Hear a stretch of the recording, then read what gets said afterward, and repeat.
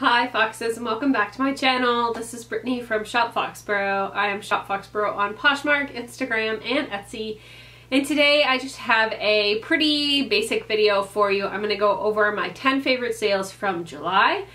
July was not a very busy month sales-wise. I took a lot of time to clean out the listings that I had in my Poshmark and to kind of tidy things up and hone things in so that my closet would be more cohesive. And then I just sort of pulled things that had been sitting for a really long time, sent a bunch of stuff to ThredUp, donated some stuff, and yeah, just kind of cleaned up my closet. And then it wasn't towards the end of the month until I really started to put a lot of time and effort into listing a bunch of new things. So all of that being said, I'm going to go ahead and read to you my 10 favorite sales, and I'll show on the screen and sort of talk a little bit about them.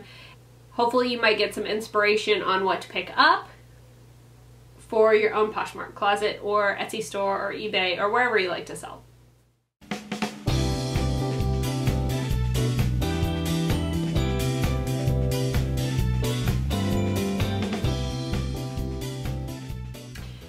So I've got my phone and I'm going to go through and look for the sales that are inspiring to me or are interesting in some way that I would consider my best sales. So this Anthropology top that I modeled got a lot of attention. It is one that there are multiples listed, but I felt like my photo really made it pop. You could see that that was the actual item. And I did send an offer to Liker, and someone purchased it for $31 with a shipping discount of $2.12. So my take home was $22.68, and it was from my own closet, so it was nice to make that back. In July, I seemed to get a number of really low offers towards the beginning of the month, and then towards the end of the month, I started to get a lot of really reasonable and good offers, and this was one of the really reasonable offers. So this was a pair of Zara jeans. They were white, 80s style with a button fly, really cool. They retailed for $70, new with tags, and I sold them for $35 and no shipping discount on that one. I actually sold a ton of white denim. Most of it was Zara, but they all sold above the $25 price point. So I feel like if you're out and you see a really cool trendy pair of white denim, people are definitely still picking it up. Another sale that I thought was cool was a 2-bundle item. So I sold 2 pairs of Talbots Pants. One of them was embroidered with flamingos and the other one had a lemon print. And I guess someone just felt like we were on the same wavelength because these were from my own closet, and they ended up purchasing them for $50, and I gave them a shipping discount of $2.12, which makes it $4.99 shipping, and that made my net earnings $37.88. And again, these came from my own closet, so I was happy to find them a new home. Next up is this tropical caftan, which I listed, and it got a pretty good amount of attention. I think a lot of people are really going for that caftan or muumuu vibe right now, especially being stuck at home, quarantined, it's summer, let's feel tropical. So if you're out and about and you see a caftan, I definitely recommend picking it up because this actually sold full price, and then I had some people who came in afterwards and they're like, oh, I can't believe that it sold. I was gonna pick it up. So I definitely think that it had some interest, and if you follow Carnet Creative, she does a lot of caftans as well, and they always move really quickly. So if you're out and about, that's kind of one to look for. That one sold for full asking price of $45 and no shipping discount. So after fees, I ended up with $36.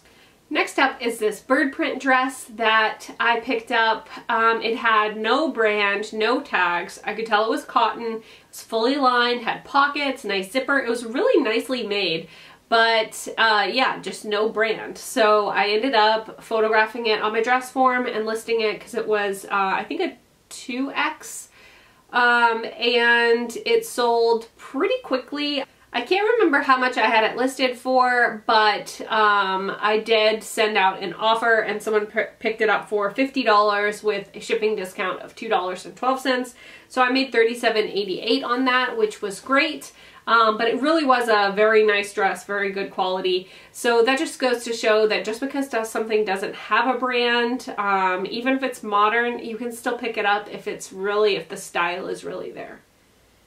Next up was another full price sale. This is a gym suit from the 40s and 50s. It was made somewhere in the local area, like in Boston. It had a sort of a Boston manufacturer on the tag. I can't remember where I picked it up. I've had it for so long, at least 4 or 5 years, and I finally decided to list it.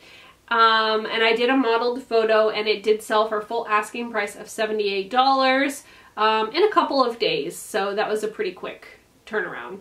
And there was no shipping discount with that one, so my total deposit was $62.40. I do not remember how much I paid for that piece. I don't remember if I got it at an estate sale, or I found it while I was out sourcing, or if I got it from like a vintage market. I have no idea, but I'm pretty sure I must have made some money on it. So next we are going to switch over to Etsy. I did not run a ton of sales on Etsy this month, and I still did pretty darn well. So I was able to sell this pagoda Asian inspired rayon kimono robe that was from my own personal closet. It was really cool, so vibrant. It looked Japanese inspired, but it was made in Hong Kong, so I'm pretty sure it was more like the Chinese theme. Sometimes the architecture can be very similar, but in general I thought it was really great. It was in great shape. It had pockets. So I sold that one for $78 with no discounts. Next up was kind of fun. I ended up cross-posting some of my straw hats onto Etsy and just using those cottagecore keywords that have been, you know, all the rage. But this was totally a cottagecore hat. It had this huge flower right here in the front center and like a fold-up brim, and I just thought it was so cute. It had been listed on Poshmark for, I'm gonna say, a week and a half, maybe 2 weeks, and I posted it to Etsy, same price, and it sold within an hour of listing. So I was super excited about that. It's just really gratifying to see something that you pick up when you cross-post it. It sells really quickly on another platform, and it just goes to show that there's different buyers on different platforms, and that getting your piece in front of more eyes can definitely help to sell it. Next up is kind of a smaller item, but it's one of my favorites because it is a pair of little vintage Blue's Clues overalls. So if you don't know, there are 3 different iterations of Blue's Clues. There's the one with Steve, there's the one with Joe, and now there's the one with Josh. So my little boy is absolutely obsessed with Blue's Clues. I actually picked these up before, you know, my second son was born, and I've had them listed for, I'm gonna say, about a year. They are zip-off style overalls, and the thing about a recurring character like that is that a little kid like falls in love with it, but there's not a lot of merchandise out there right now. Because my little son is obsessed with Blue's Clues, like they're just now putting books out with the new Blue's Clues, the handy dandy notebook, stuff like that. So if you see like an older cartoon character, you can kind of tap into like some of that nostalgia or some of that recurrence. When DuckTales came back and they redid it, or when Mickey Mouse, they put out a new, you know, like Mickey Mouse Clubhouse, then more kids are into Mickey. So it just kind of comes in waves, and I think being strategic about picking up those old character items can actually be really beneficial. Because now, if you want Blue's Clues toys or you want Blue's Clues clothes, you have to go back and you have to find older pieces or vintage pieces because they are not making them right now. Alright, so last up is actually some fabric, and this fabric I spotted and I just kind of knew from looking at it that it had that Lilly Pulitzer vibe. And just from selling vintage, I've come across a number of Lilly Pulitzer pieces in the past, and some of the really older ones are not always labeled Lilly Pulitzer. So back in the day, she actually designed for a fabric and textile company called Key West Handprint.